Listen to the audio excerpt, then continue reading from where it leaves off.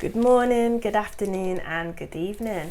Okay, so wherever you are in the world, I hope that this message is reaching you safe and sound, especially during this time of COVID-19. Anyway, today I felt like I wanted to talk more on the subject of Black Lives Matter. And the reason why is obviously because everything that's happened with so many people dying at the hands of the local authorities is really, really sad to see that nothing is actually being done about it. People are not standing up and they are becoming more hostile towards us, and almost to the point where some people really just do not care.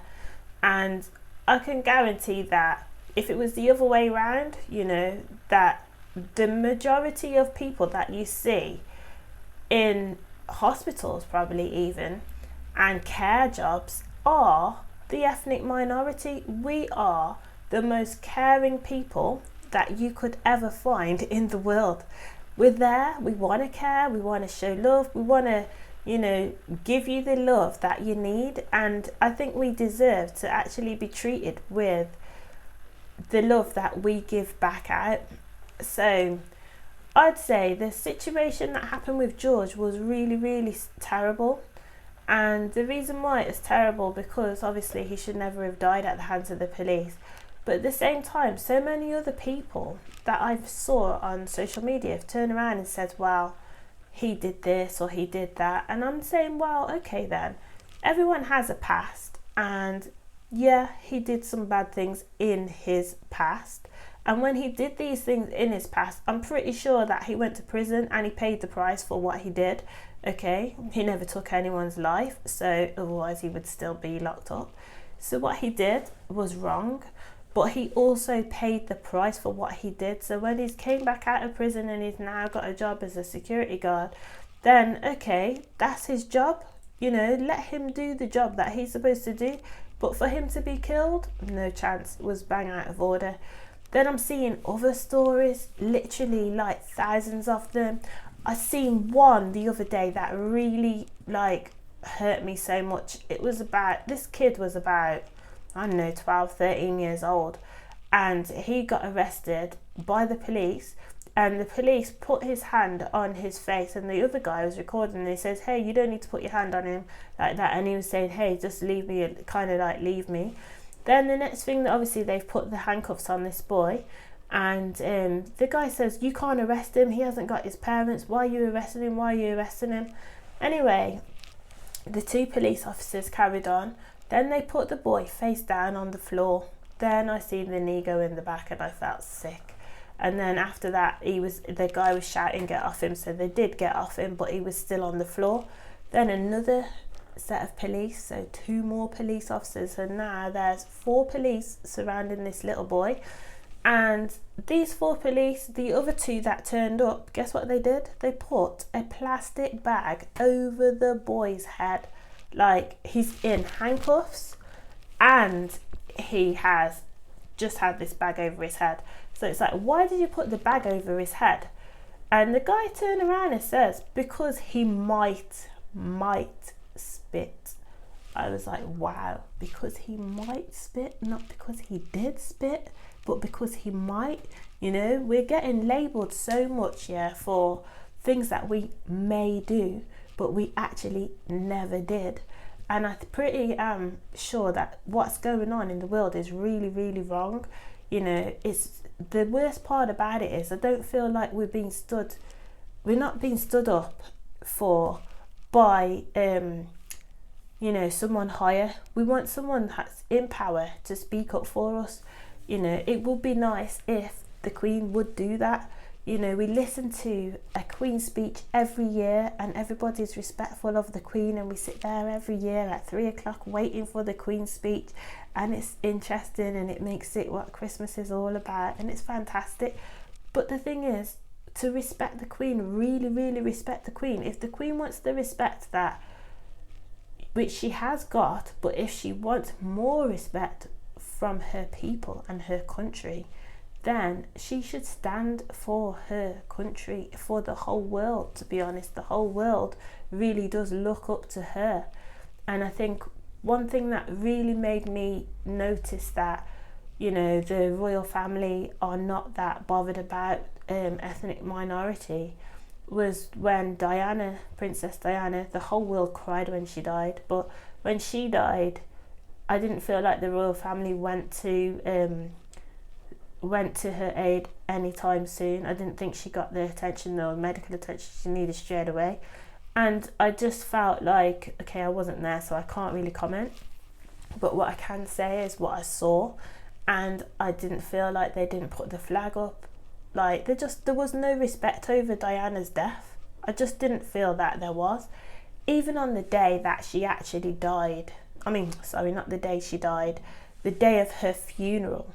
Okay, so the day of her funeral, it was actually live on TV, and I remember watching, and I was crying, and everyone in the whole world was crying for Diana that day. Like, she made an impact on the whole world. Like, she loved everyone. She went to Africa, she went all over the place, and she loved people. It didn't matter what colour your skin was, she loved people. So she died. We're at the funeral, and I'm not at the funeral, I was at home watching it on TV, and I noticed that Harry was crying. And then William was there as well. He wasn't crying as much, or didn't really see him really showing much emotion. I kind of feel like they were, their childhoods were a little bit robbed, you know, because of the fact that they didn't cry. I mean, Harry did. He really sobbed his heart out, and he was crying his eyes out. And I remember, because he cried, I remember Prince Charles like bending down and talking to him as if to say, "Don't you cry, you are royal, you're not supposed to cry." You know, so it was kind of like he didn't have the sympathy that he needed, because he wanted to be seen as, you know, this image of royalty does not get affected by, you know, emotions, when actually they do. And I think that really hurt to see that. And then to see now Harry's married Meghan, beautiful lady, and he's married her, and they haven't got the protection that they need over here in England. So they've gone over to California, I think it is, and basically they're over there, and it's almost as if they've had to give up their rights to royalty just so that he can protect his wife.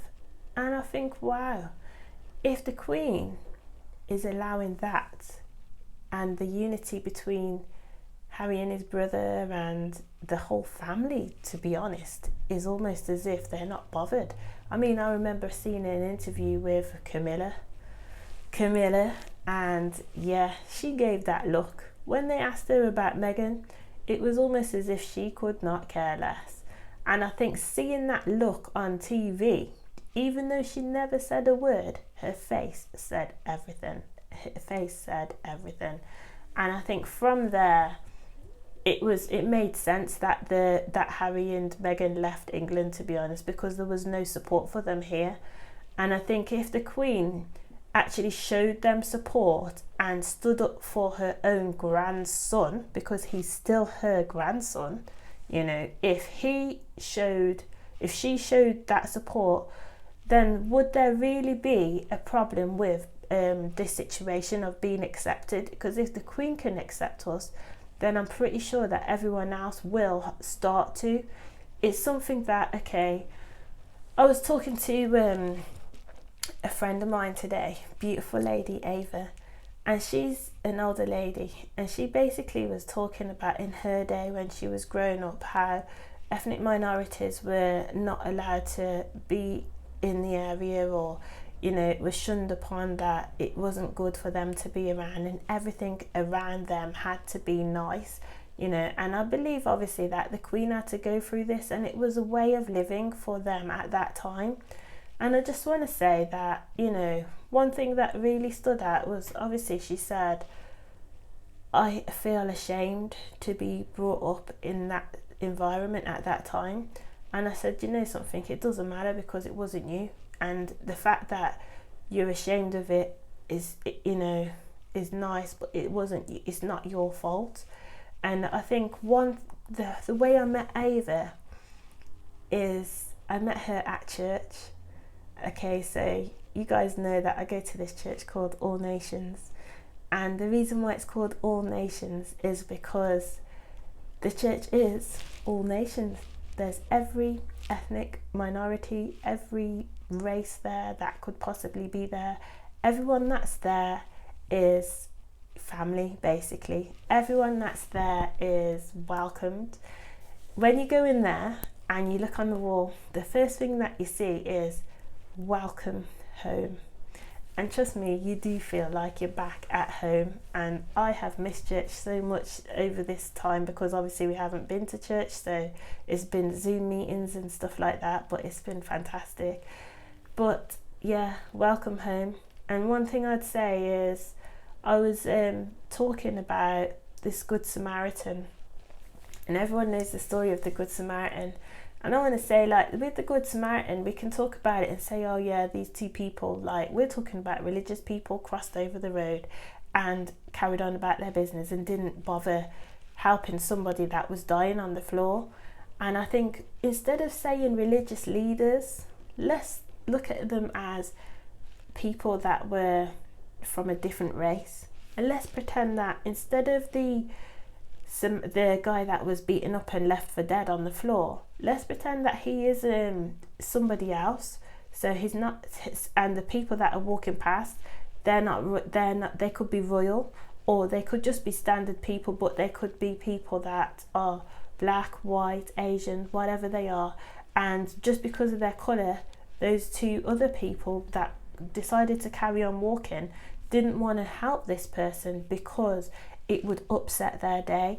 And what I loved about the Good Samaritan was the fact that he didn't just take this man to the hotel. He paid for 2 nights, which was very expensive back then.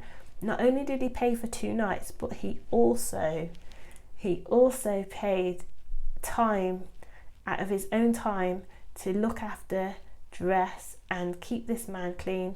And any further assistance that he needed, he gave him that time. So he took time out of his day to be there for who? Some stranger, someone that could have been, that was a different race or different culture than himself. So he actually showed compassion and love, and he was following an example that is in the Bible and a commandment that Jesus gave us. And what Jesus said to us was that you should love one another as you love yourself. So when he said that, it actually made me think that, you know what, we really should love each other as we love ourselves. How much do we really love ourselves? You know, how much do you love yourself? I don't want Jesus to have died for us and us to not actually believe that he died for all of us. You know, we're all in this situation where we all judge each other, and we shouldn't do it.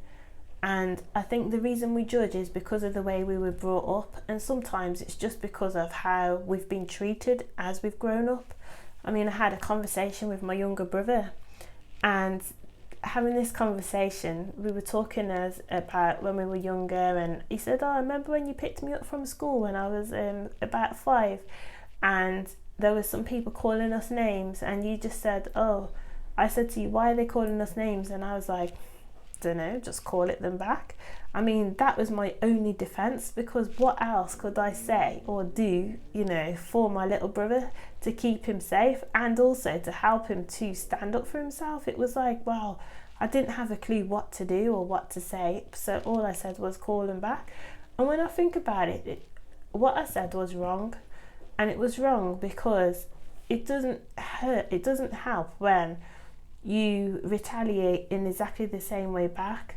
It doesn't show that you're more intelligent or anything else. It just shows that it doesn't show anything good at all. I think, yes, we do need to stand up for ourselves, but at the same time, we shouldn't be educating our kids to call people names. We should be showing the love that we're supposed to show each other on a regular basis. So I feel that we should show love. I mean, what are ways that you could show love? You know, the bit that I liked about the Good Samaritan as well, I know I've gone back a bit, but going back to the Good Samaritan, what I liked about him was the fact that he stopped what he was doing during the day, and then he helped this person. And I'd say so many of us witness things where people have hurt them, people have been spoken to badly by shopkeepers, or they have been followed around by a security guard just because of their colour, or they get treated a certain way because of their colour. But so many of us do not actually say anything. We just carry on walking because we just want to have a nice day. Do you see what I mean? We can't just sit there just thinking about just having a nice day. We need to actually remember that if we're going to be united and we're going to show love to each other, then we need to remember that, you know, love is important. It comes first. But we can't just walk past and allow someone to be treated a certain way and then expect the world to change. The change has to start within ourselves. So yes, we've got the 7th of July where we can, you know, do this and not spending any money.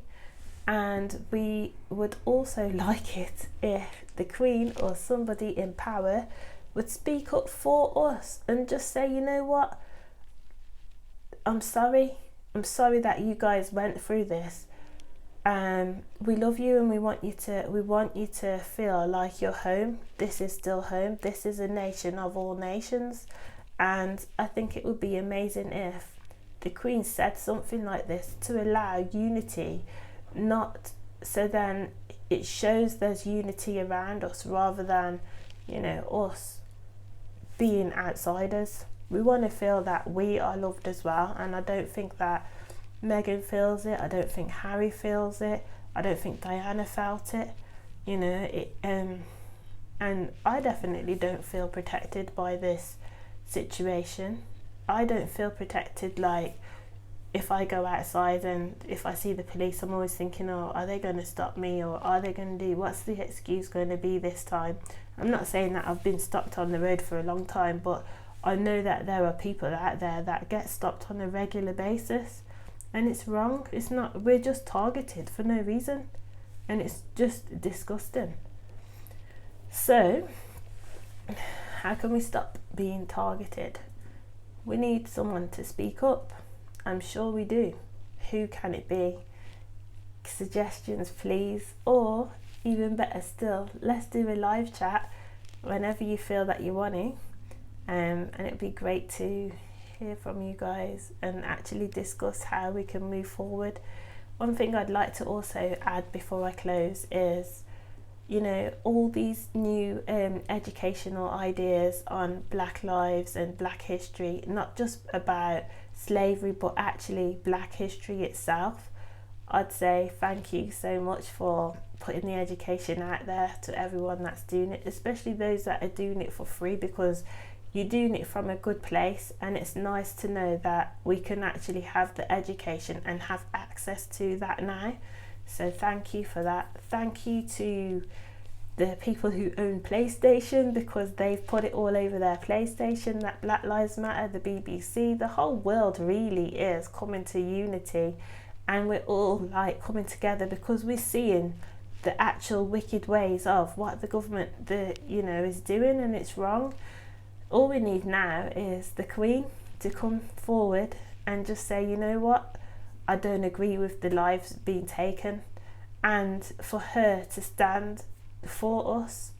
We love the Queen and we want her to be there, and we want to hold her up and really show, if she knows that we know how to celebrate royalty, and I want to celebrate her, but in the right way, in a way where, you know, she never forgets this day. You know, the 7th of July is going to be an amazing day.